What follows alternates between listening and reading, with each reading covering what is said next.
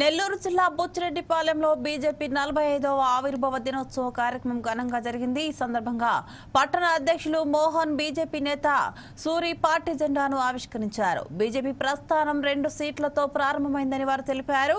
కానీ తాజాగా 303 పార్లమెంటరీ స్థానాల వరకు చేరిందని అన్నారు. నేడు ప్రపంచంలోనే అతి పెద్ద పార్టీగా అవతరించిందని చెప్పారు.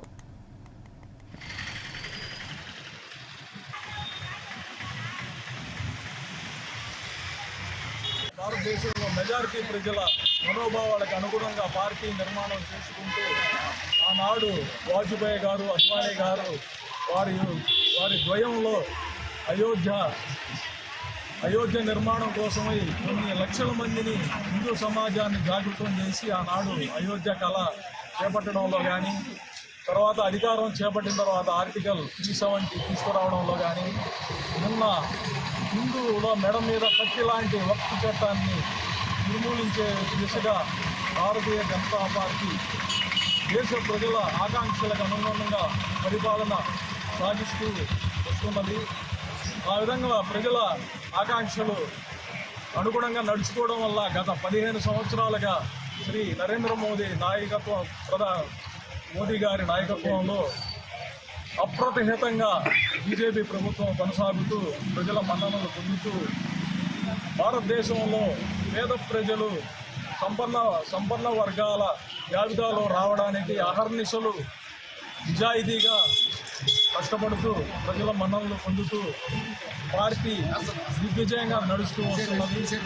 ఇదే విధంగా రాబో కాలంలో దేశ ప్రజల మన్ననలు ఇప్పుడు బీజేపీ పక్షాన ప్రజలు నిలబడతారు, గెలిపించుకుంటూనే ఉంటాము.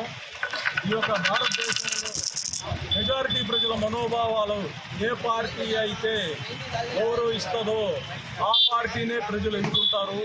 ఆ విషయంలో బీజేపీ ఎప్పుడు ప్రజల మనోభావాలు అనుగుణంగా ఈ దేశ రక్షణకై అహర్నిశలు ప్రజల పక్షాన పోరాడుతూనే ఉంది.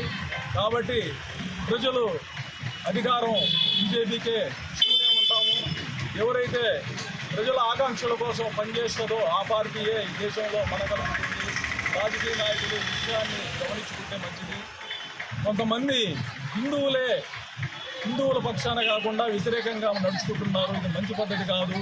దయచేసి మీరు అవతల మనం పాకిస్తాన్, బంగ్లాదేశ్ రూపంలో వాళ్ళ భాగం ఇచ్చేసాము.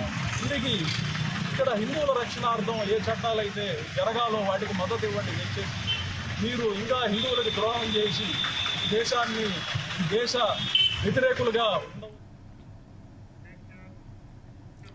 నెల్లూరులో శ్రీరామనవమి వేడుకలు ఘనంగా జరిగాయి.